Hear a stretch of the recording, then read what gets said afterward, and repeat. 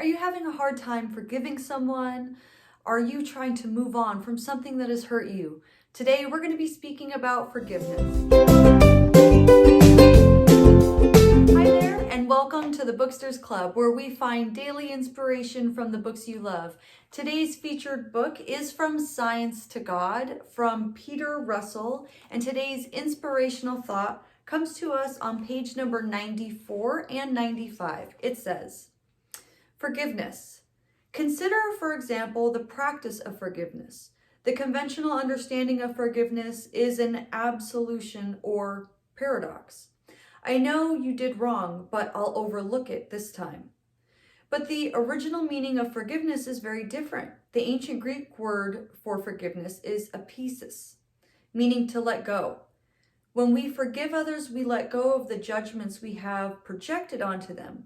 We release them from all our interpretations and evaluations, all our thoughts of right and wrong, friend and foe. Instead, we see that they are human beings caught up in their own illusion about themselves and the world around them. Like us, they feel the need for security, control, recognition, approval, or stimulus. They too probably feel threatened by people and things that prevent them from finding fulfillment. And like us, they sometimes make mistakes. Yet behind all these errors, there is another conscious being simply looking for peace of mind. Even those we regard as evil are seeking the same goal. It is just for one reason or another, who knows what pain they have endured in their childhood, or what beliefs they may have adopted. They seek their fulfillment in ways that are uncaring and perhaps even cruel. Deep inside, however, they are all sparks of the divine light struggling to find some salvation in this world. Forgiveness is not something we do for the other people around us so much as something we do for ourselves. When we let go of our judgments of others, we let go of the source of much of our anger and many of our grievances. And there's a quote here. It says, "There is nothing more painful than walking around with bitterness in your heart," by Hugh Prather. Forgiveness is an interesting topic. I really appreciate the fact that he brought up the actual Greek meaning of the word, which is to let go. When we forgive someone, we're letting go of something. It's an interesting thing when we experience a hurt, a pain, a wronging, a grievance, a betrayal even. It's a trauma to our soul. And if you've ever heard this cliche, you forgive and not forget, and people get caught up in that. But do I forget what he did or what this person did to me? Do I pretend like it never happened? Is that what it means to really forgive? I think that the words get kind of mixed up. And if you look at the actual words, when you let go of something, what are you letting go of? When something happens to you like that, it creates a trauma to your soul and it tells you, remember, because this hurt like hell. And don't let this happen again because this was really painful. And that is understandable. Whenever we touch something hot when we're little, we learn from that trauma not to touch something like that again. And that is not forgetting it. However, you respond differently to that. The trauma changes you. It actually creates a new you.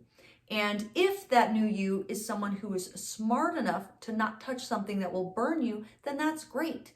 But if that someone is someone who is afraid to touch anything now, then that isn't good. And you're going to have to evaluate what change this trauma has caused to you. Has it made you better and wiser and smarter?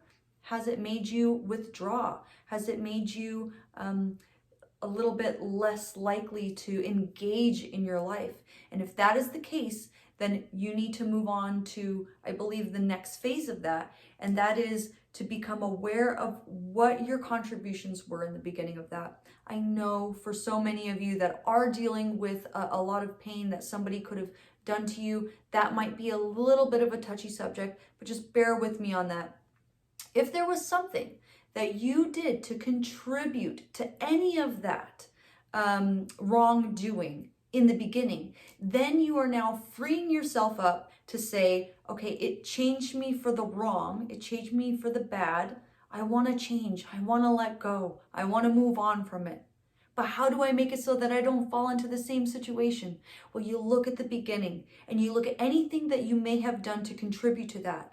Were you not aware of red flags? Were you not aware of things that maybe you could have prevented, that maybe you contributed to? And you're going to have to look at that on an individual based level. But if there is something, then that's your key. Then you move on from that. You say, in the future, if this ever happens again, I have learned that in the beginning, these are the things that I will stop. These are the things that I will pay attention to, so I don't go into that. But I can now be a new person. I don't have to act from that anymore, and I can start fresh and treat people, even that same person, in a new way, the way that I want to behave, the way I want to live my life, and not allow that trauma to change me for the worse. But I know how to address it in the beginning.